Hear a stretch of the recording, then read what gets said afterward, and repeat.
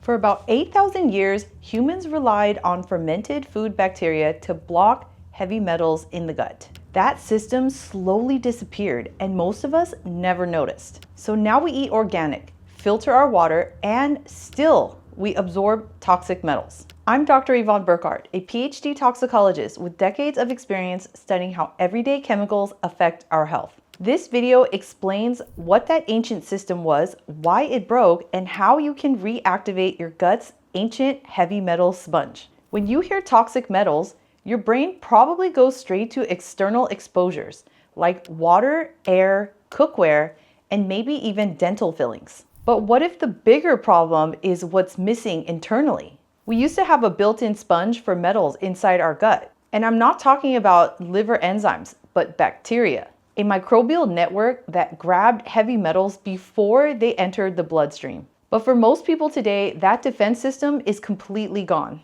That means even your cleanest food can let metals slip through. And not because you're doing anything wrong, but because the 8,000-year-old filter that used to protect us no longer exists in your body. So while you're controlling what goes into your body, your gut has lost what it used to keep these metals out, and that's why even clean eating can still leave you exposed. So if this microbial defense is gone, how would you even know? Maybe you've thought, I feel off lately, but my doctor says everything is normal. And that's because heavy metals rarely announce themselves with very dramatic symptoms. It's not like food poisoning. Instead, they chip away at you. You might start feeling foggy or get tired after meals, and maybe your digestion just feels a little bit off.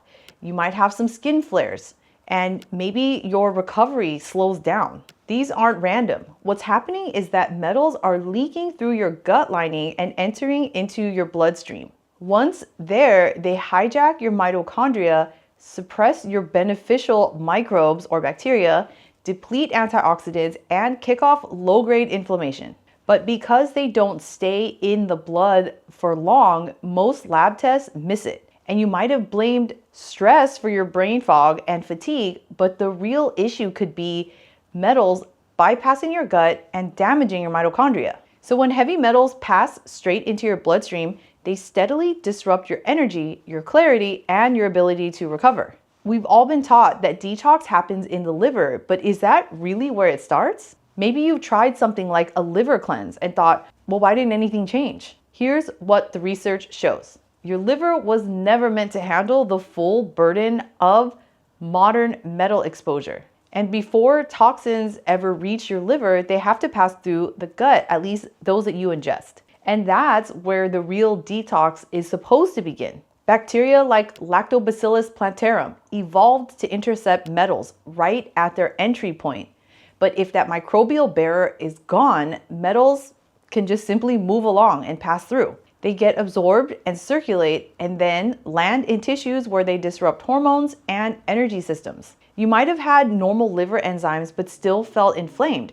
And once you focused on restoring your gut bacteria, then things started to shift. If you skip the gut and go straight to the liver support, you're catching metals after they've already entered into your system, and by then they've had time to settle into tissues where they cause long-term problems because they're actually getting sequestered and accumulating. So you finally get a blood test and it comes back normal, but something still feels off. So what's actually going on? Maybe you asked for a heavy metal panel and were told that everything looked fine. Now the problem is that most metals don't hang around in the blood for long. They enter, do their damage, and then move into the tissues where they stay. So by the time you feel symptoms, they're already disrupting your mitochondria, hormonal pathways, and microbial balance. But those don't show up clearly on standard blood panels. And that's why so many people get dismissed or gaslit. Your symptoms are real. The harm is happening at the cellular level, but our testing tools are not designed to see that. Because metals move out of the blood so quickly, standard tests often catch nothing even while the damage continues at a level those tests weren't built to measure. So, for example, losing your metal filtering microbes doesn't just make detox harder, it actually makes future exposures more concerning and potentially dangerous. And that's because metals are not passive. They actively kill beneficial bacteria in your gut. And then there's a shift towards an imbalanced gut microbiome that favors more absorption of heavy metals. So it's a positive feedback loop. Don't think of the word positive in a good way. It just means that the more you're exposed to, the worse things get. So you lose that protective bacterial community.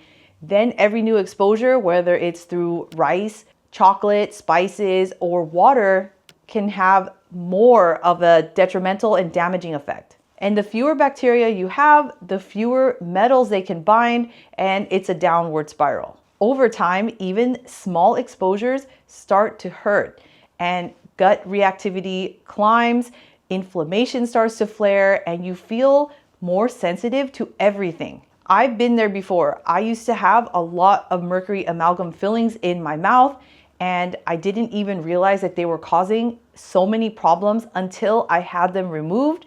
And then I started to notice a significant improvement in my health. So if you're someone that has mercury amalgam fillings and you're concerned, I highly suggest you talk to your dentist about having them removed and look for a practitioner who can do the smart removal system. You can check certain websites that I'll go ahead and link below that you can find dentists who will do this type of removal to not only protect themselves when they do, but you as well. So maybe you used to tolerate certain foods, but now you start reacting to almost everything.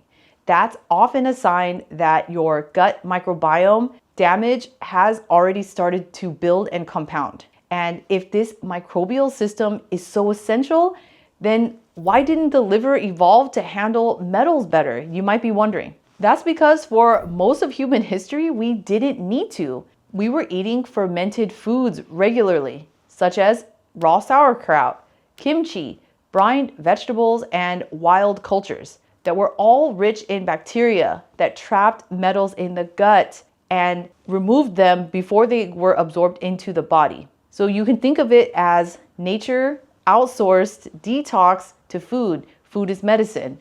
So when we became more industrialized, those foods started to vanish, and so did those metal binding species. And this wasn't necessarily a mistake. It seems like a division of labor. Your liver handles what slips through this gut filter, but without that gut filter, the liver gets overwhelmed. Your biology delegated metal detox to bacteria you consumed daily. And when those foods disappeared from the diet, then we lost that system without ever gaining the enzymes to replace it. So a lot of this stuff happens because the environment and industry and all the chemicals that we're exposed to changes at a much faster rate than human adaptation and evolution can keep up with. So what exactly do these microbes do, and why are they so effective? Species like L. plantarum work like molecular magnets. They have negatively charged sites that grab positively charged metal ions. Then they convert toxic forms into less absorbable ones. And so they reinforce what's known as tight junctions in your gut lining, which is basically the connections between the cells that line your gut. And this, in turn, whole process helps speed up elimination and excretion. And they often calm the oxidative stress that's caused by heavy metal exposure. And this type of support is not something that you can supplement with, a store-bought supplement in a bottle and expect it to work overnight. It is a living system, and it's one that needs to be reintroduced. But not just that, you have to nurture it through your daily lifestyle and diet choices. So when these bacteria are present and active, they can grab the metals before they get absorbed, convert them into safer forms, and help them move out of the gut, which means that less reaches your bloodstream and less ends up in the liver or in other tissues of your body where it can cause damage. So how the heck did we lose this 8,000-year-old defense system? Well, plain and simple, we stopped eating fermented foods. We stopped eating enough fiber. We started taking proton pump inhibitors, which flattened stomach acid levels, and we introduced plastics and high metal foods without the protective microbes to balance this out. So basically, modern life Ultra-processed foods, industrial processes helped wipe out the exact species that used to keep metals from entering our body, and we have not replaced them. So you might be wondering, is this too late to fix? Can we actually get these bacteria back? The answer is yes, but it takes more than just a probiotic capsule. Most strains don't survive processing, storage, or stomach acid. So what actually works? Real raw fermented foods. I'm not talking about vinegar-based pickles, but live cultured vegetables like raw sauerkraut, kimchi, fermented olives, kefir, and so many more. There's fermented beets. Most cultures in the world have some form of fermented foods. And these don't just add good bacteria.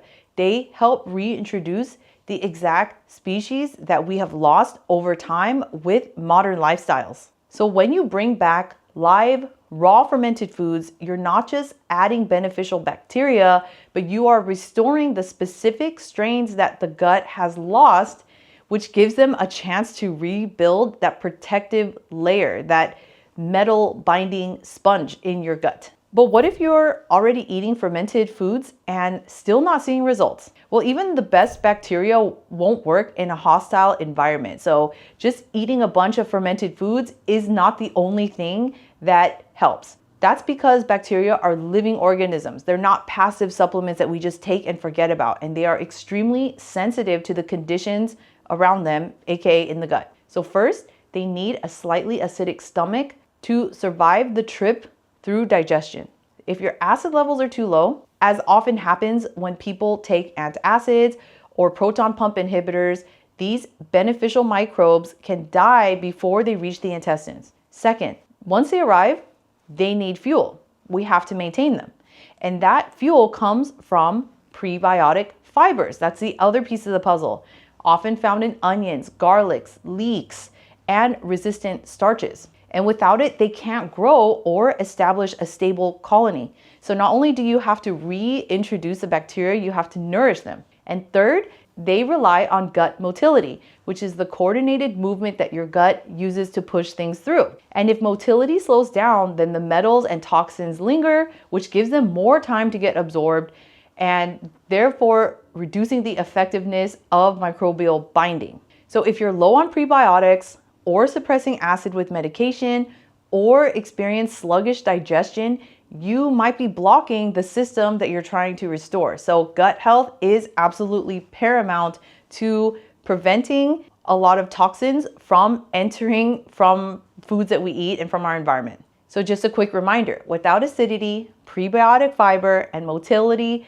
the gut bacteria can't work, and the conditions that help them bind and clear metals are then compromised. So what happens when you combine the right bacteria and the right environment? You restore what your body evolved to rely on, and the L. plantarum species thrives. Metals get bound, neutralized, and sent out through the stool or excreted. You start absorbing less, reacting less, and feeling more steady. You start feeling better. But it's not a quick fix, but it's the fix that your body was designed for. When you pair the right bacteria with the conditions they need, metals get trapped and cleared before they ever reach your bloodstream, and that's when you start to feel the difference. Now that you understand how your gut bacteria acts as your first line of defense against heavy metals and toxins, what if you are unknowingly flooding your body with microplastics every single day from one tiny kitchen habit? Watch this next video where I reveal the 3 microwave mistakes that secretly release toxins into your food